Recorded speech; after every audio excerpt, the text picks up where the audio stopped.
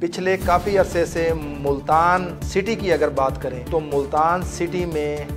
पिछले कोई 1.5 साल से रजिस्ट्री ब्रांच को लेकर बहुत ज़्यादा मसाइल जो हैं वो बने हुए हैं।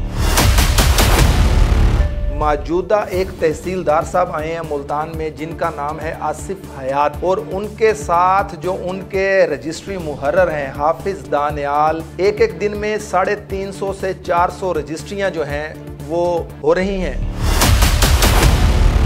एक मकान किराए पर लेकर दिया है दानियाल ने, हाफिज दानियाल ने, जो क्लर्क हैं, रजिस्ट्री मुहर्रर हैं, और दीगर जो टाउट हैं। वहां पर जाके शाम को, रात को शबाबो कबाब की महफिलें चलती हैं, और जिन जिन वसीकों से उनकी मामलात तय हैं वो पेमेंटें करते हैं तो उनकी रजिस्ट्रियां पास की जाती हैं। जो हमारे डीसी मुल्तान हैं बुखारी साहब, उनको भी गोश गुजार करूंगा कि खुदारा आप जागें और देखें कि आपकी नाक के नीचे क्या हो रहा है। हज़ारों रजिस्ट्रियां इस वक्त पेंडिंग पड़ी हैं और जो पास हो चुकी हैं, करोड़ों रुपए का लॉस हो रहा है डेली बेसिस पे गवर्नमेंट को, फेडरल गवर्नमेंट को भी और पंजाब गवर्नमेंट को भी।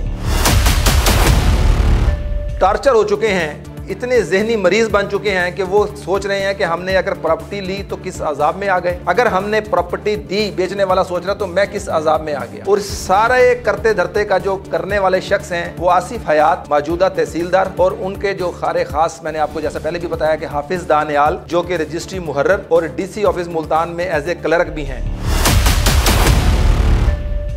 कि जीटी और एक एडवांस टैक्स और एक गेन टैक्स एक खरीदार ने देना होता है और एक बेचने वाले ने देना होता है, जो कि गवर्नमेंट ऑफ पंजाब के पास जाता है, FBR के पास आपको जमा करना पड़ता है। लेवल